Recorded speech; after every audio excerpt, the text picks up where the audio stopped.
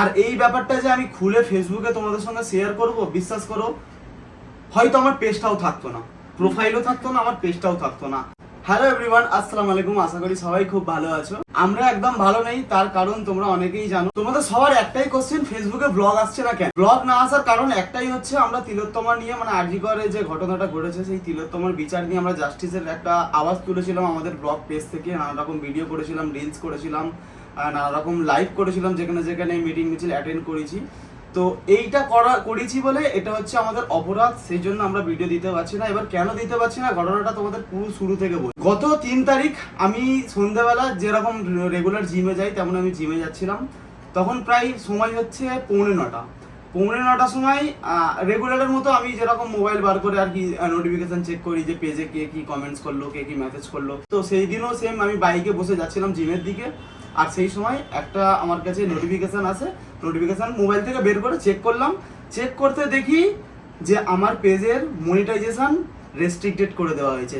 এই যে দেখতে পাচ্ছ, স্ক্রিনশট আমি লাগিয়ে দিচ্ছি, এই মেসেজটা আমার কাছে এসেছিল। লিটারেলি তখন আমার মাথা জাস্ট খারাপ হয়ে যায় যে আমি এমন কি করলাম। ফেসবুকে তো তোমরা যারা আমাদের ফেসবুকে ব্লগ দেখো, আমাদের ফ্যামিলি মেম্বার, তারা জানো আমরা কেমন ভাবে কন্টেন্ট দিই, আর আমাদের কন্টেন্টটা কেমন হয়, আমাদের ব্লগটাও কেমন হয়। সিম্পল একদম, আমরা যেরকম জীবন যাপন করি সেরকম তোমাদের সঙ্গে আমরা শেয়ার করি। না বাড়িয়ে ছড়িয়ে দেখাই, আর না নতুন ভাবে ক্রিয়েট করে কিছু দেখাই, আর নাই কোনো বাজে কন্টেন্ট তোমাদের সঙ্গে শেয়ার করি। তারপর আমি যখন নোটিফিকেশন ক্লিক করার পর এই যে স্ক্রিনশট লাগিয়ে দিচ্ছি, এই দেখো রিজন হচ্ছে আমি নাকি আমার ভিডিওতে সেক্সুয়াল অ্যাক্টিভিটি করেছি, অ্যাডাল্ট সেক্সুয়াল অ্যাক্টিভিটি করেছি।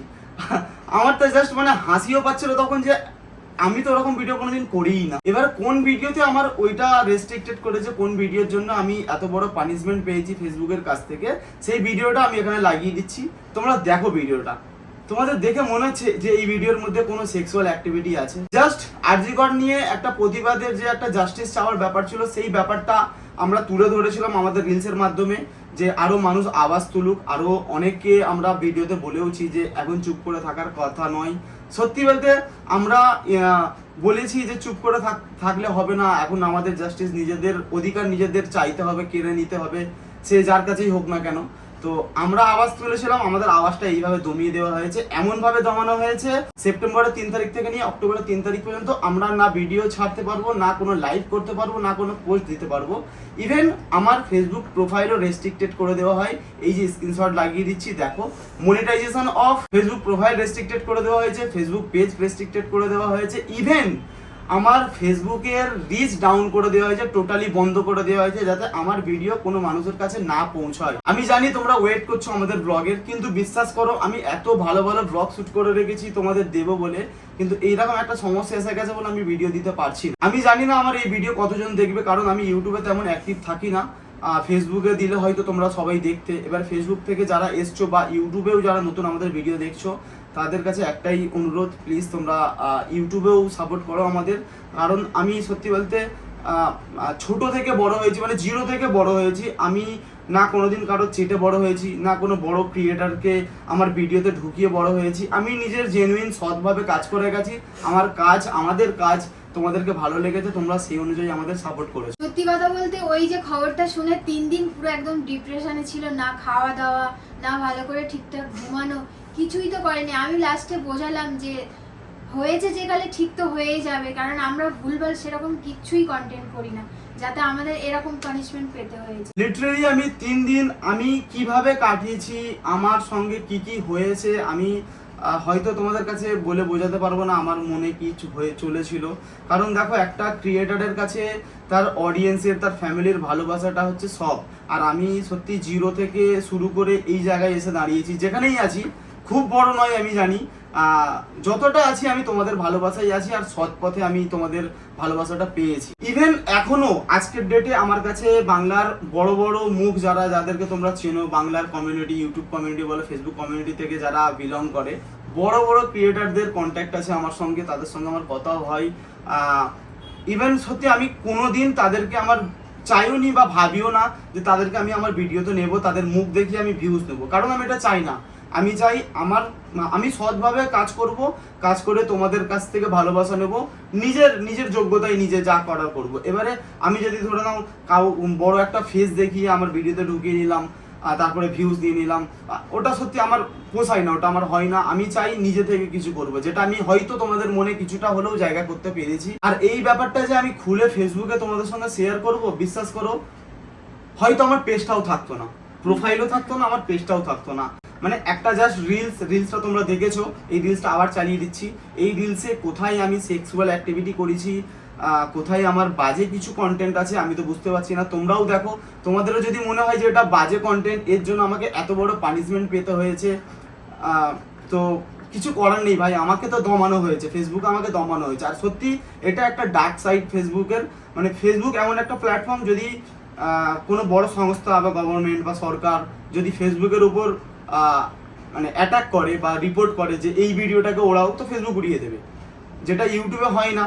তো ইউটিউবে আমি তোমাদের সঙ্গে ভালোভাবে খুলে কথা বলতে পারছি, তোমাদের আমার যে প্রবলেমটা বা তোমরা যেটা প্রবলেম ফেস করছো যে আমাদের ভিডিও আসছে না কেন, আশা করি তোমাদের ক্লিয়ার করে বলতে পেরেছি। তো এই হচ্ছে কারণ। আর শুধু আমার সাথে এটা হয়নি, বাংলার কয়েকশো ক্রিয়েটারের সঙ্গে এটা হয়েছে, যাদের সঙ্গে আমার কথা হয়েছে তাদেরও পেজের এরকম 12টা বাজিয়ে দিয়েছে ফেসবুক।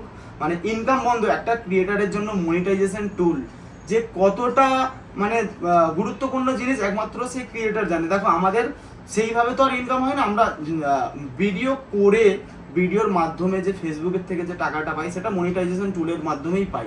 সেই ইনকামটা বন্ধ করে দিয়েছে, ঠিক আছে ইনকাম বন্ধ করে দিয়েছো, ঠিক আছে কোনো ব্যাপার না, 1 মাস কেন 2 মাস 3 মাস তুমি ইনকাম বন্ধ করে দাও, কিন্তু আমার সঙ্গে যে আমার অডিয়েন্সের কন্ট্যাক্ট, ওদের যে কানেক্ট, তোমাদের সঙ্গে আমাদের যে কানেক্ট হওয়ার একটা যে ব্যাপার, তোমরা আমাদের ভালোবাসো, আমাদের ভিডিওর জন্য অপেক্ষা করো, অ্যাটলিস্ট ভিডিওটা তো ছাড়ার কিছু অপশন দিত।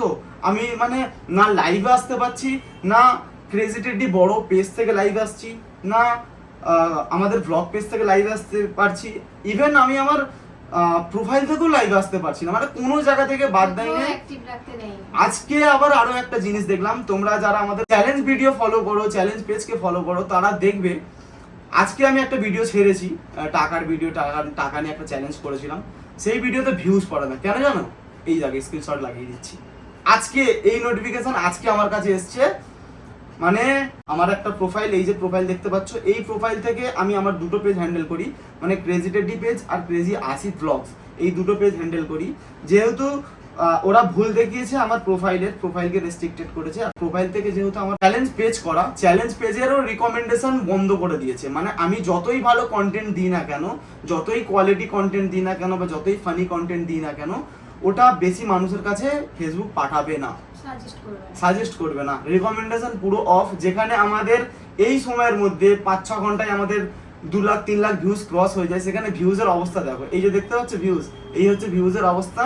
তো এটা মানে আমাদের আওয়াজ দমানোর জন্য এটা করা হয়েছে, যাতে আমরা কোনো রকম কোনো আওয়াজ না তুলতে পারি, যা হচ্ছে বাস চুপ করে মুখ কান গুঁজে সহ্য করো, কিছু বলা যাবে না, বললে এইভাবে আওয়াজ দমিয়ে দেওয়া হবে। আর হ্যাঁ, আমি জানি তোমরা কিন্তু অনেকেই চাইছো আমাদের নিকো পার্কের ব্লগ, আমরা নিকো পার্কে গিয়েছিলাম, তোমরা জানো আমি স্টোরিতেও দিয়েছিলাম, বারবার অনেকে অনেক কমেন্টস আসছে, মেসেজ আসছে যে দাদা ইভেন আমার ইনস্টাগ্রামেও ডিএম করছে অনেকে যে দাদা নিকো পার্কের ব্লগ কোথায়।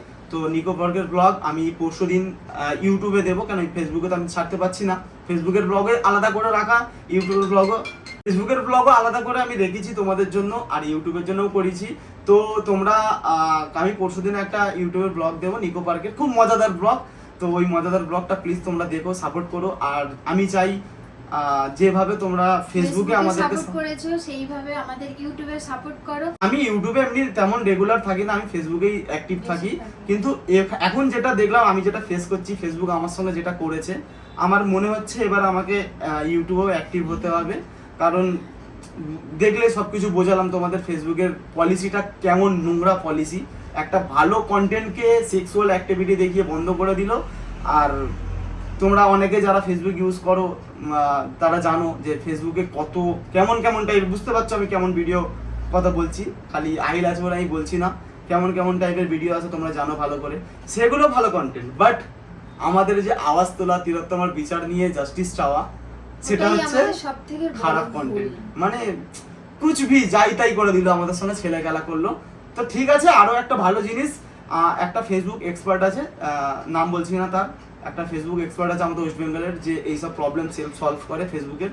তো ওনার সঙ্গে আমি কন্ট্যাক্ট করে, ওনার সঙ্গে আমার 1.5 ঘন্টা মিটিং হয়েছে। তো উনি সব প্রবলেম আমার দেখলো, আমি ওনাকে আমার আইডি, পাসওয়ার্ড, আমার পেজ, আমার প্রোফাইল সব দিয়ে দিয়েছিলাম। তো উনি দেখলো, দেখে বললো যে এরকম তুমি এরকম জাস্টিস নিয়ে একটা ভিডিও করেছিল, ওই জন্য এটা হয়েছে। আমি জানতাম ওটাই হয়েছে। তো এটা ঠিক হবে কবে? অক্টোবরের 3 তারিখে আমাকে রিভিউয়ের অপশন দেবে, মানে একটা ডিসঅ্যাগ্রি, যে ফেসবুক যে একটা ডিসিশন নিয়েছে ওটাকে আমাকে ডিসঅ্যাগ্রি করতে হবে। আর এটা ফেসবুক জানে ভালো করে যে আমার কোনো ভুল নেই, ওরা ইচ্ছাকৃতভাবে চাপ দিয়ে আমাদেরকে এটা করেছে। তো ডিসঅ্যাগ্রির একটা অপশন আসবে, সেটা আমাকে সাবমিট করতে হবে। আশা করি হয়তো 95% চান্স আছে ঠিক হয়ে যাওয়ার। যদি ঠিক না হয় তাহলে আলাদা একটা ব্যবস্থা নেব, তবে ঠিক হবে, এটা 100% ঠিক করব। আমি খুব কষ্ট করে আমি এই জায়গায় এসেছি, ছোট থেকে বড় হয়েছি খুব কষ্ট করে। এতদিনের কষ্ট, এত মানুষের ভালোবাসা আমি কোনোদিনই বিফল হতে দেবো না, নষ্ট হতে দেবো না। তো আসছে তাড়াতাড়ি ফেসবুকে ব্লগ আসছে, আর ইউটিউবটাকে তোমরা সাবস্ক্রাইব করে নাও। আর আইল, তোমাকে সবাই মিস করছে, কিছু বলতে চাও সবাইকে? বলো তো বাবা। এইটাই বলতে চাই কি ইউটিউবে ফলো করবে, ফেসবুকেও ফলো করবে, সব জায়গায় ফলো করে আমাদের ব্লগ দেখবে। তাহলে আহিলের কথা শুনে তোমরা কিন্তু চ্যানেলটাকে সাবস্ক্রাইব করে দাও। আর পরশুদিনে নিকো পার্কের ব্লগ আসছে, সবকিছু তোমাদের সঙ্গে শেয়ার করলাম। এটা আমি চাইছিলাম তো শেয়ার করব, কিন্তু বুঝতে পারছিলাম না যে কিভাবে শেয়ার করবো। ফেসবুকে দিলেই কোথায় পেজ যদি উড়িয়ে দেয়, তাই আমার কাছে এটাই অপশন ছিল যে আমি ইউটিউবে একটা ব্লগ করে তোমাদের সঙ্গে দিই। তো চলো আজকের মতো কিন্তু ভিডিওটা এখানেই শেষ করছি। আশা করি তোমাদের কাছে সব ক্লিয়ার, সবকিছু তোমরা বুঝতে পেরে গিয়েছো। এবার থেকে কিন্তু ইউটিউবেও রেগুলার ব্লগ আসবে। আর 3 অক্টোবরে ফিরছি।